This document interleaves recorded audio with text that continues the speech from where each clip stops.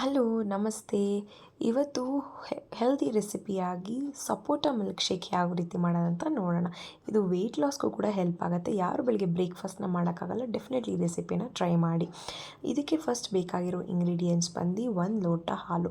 ನೀವು ಯಾವ ಕ್ವಾಂಟಿಟಿ ಮಾಡ್ತಾಯಿದ್ರೋ ಅದ್ರ ಪ್ರಕಾರ ಹಾಲು ತೊಗೊಳ್ಳಿ. ಅದಾದಮೇಲೆ 2 ಟೇಬಲ್ ಸ್ಪೂನ್ ನಾನಿಲ್ಲಿ ಕ್ವಿಕ್ಕರ್ ಓಟ್ಸ್ನ ನಾನು ಯೂಸ್ ಮಾಡ್ಕೊಂಡಿದ್ದೀನಿ. ನೀವು ಬೇಕಾದ್ರೆ ಬೇರೆ ಓಟ್ಸ್ ಬೇಕಾದ್ರೆ ಯೂಸ್ ಮಾಡ್ಕೊಳ್ಬೋದು. ಅದಾದಮೇಲೆ ನಾನಿಲ್ಲಿ ಸೀಡ್ಸ್ನ ಯೂಸ್ ಮಾಡ್ಕೊಂಡಿದ್ದೀನಿ. ಸನ್ಫ್ಲವರ್ ಸೀಡ್ಸ್, ಪಂಪ್ಕಿನ್ ಸೀಡ್ಸ್ ಹಾಗೂ ಮಸ್ಮೆಲನ್ ಸೀಡ್ಸ್ ನಾನು ಯೂಸ್ ಮಾಡ್ಕೊಂಡು ಎಲ್ಲ 1 ಟೇಬಲ್ ಸ್ಪೂನೇ ನಾನು ತೊಗೊಂಡಿದ್ದೀನಿ.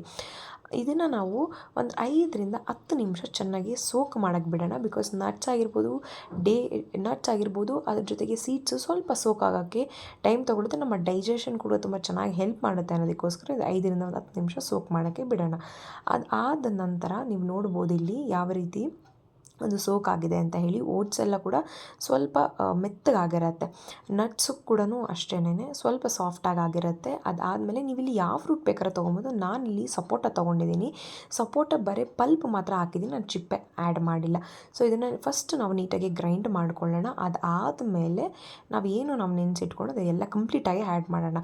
ನೀವು ಬೇಕಾದ್ರೆ ಸ್ವಲ್ಪ ಒಂದೇ ಬ್ಯಾಚಲ್ಲಿ ಆ್ಯಡ್ ಮಾಡ್ಬೋದು. ನಾನು ಸ್ವಲ್ಪ ಮಿಕ್ಸಿ ದೊಡ್ಡ ತೊಗೊಂಡಿರೋದ್ರಿಂದ ನಾನು ಕಂಪ್ಲೀಟಾಗಿ ಒಂದೇ ಬ್ಯಾಚಲ್ಲಿ ಆ್ಯಡ್ ಮಾಡ್ತಾಯಿದ್ದೀನಿ.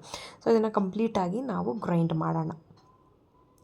ಗ್ರೈಂಡ್ ಮಾಡಾದಮೇಲೆ ನಮ್ಮ ಮಿಲ್ಕ್ ಶೇಕ್ ರೆಡಿ. ಇದು ನಾನು ತುಂಬ ತಿಕ್ಕಾಗಿ ಮಾಡ್ಕೊಂಡು, ನೀವು ಬೇಕಾದ್ರೆ ನಾನು ಸ್ವಲ್ಪ ನೀರು ಕೂಡ ಆ್ಯಡ್ ಮಾಡ್ಬೋದು. ಡೆಫಿನೆಟ್ಲಿ ಒಂದು ಒಳ್ಳೆ ಹೆಲ್ದಿ ರೆಸಿಪಿನ ನಿಮ್ಮೊಟ್ಟಿಗೆ ಶೇರ್ ಮಾಡ್ತಾಯಿದ್ದೀನಿ. ಟ್ರೈ ಮಾಡಿ ಹೇಗಿತ್ತಂತ ಕಮೆಂಟ್ ಬಾಕ್ಸಲ್ಲಿ ಕಮೆಂಟ್ ಮಾಡೋದನ್ನು ದಯವಿಟ್ಟು ಮರಿಬೇಡಿ. ಇದೇ ರೀತಿ ಒಳ್ಳೆ ಹೆಲ್ದಿ ರೆಸಿಪಿಗಾಗಿ please do follow my YouTube channel.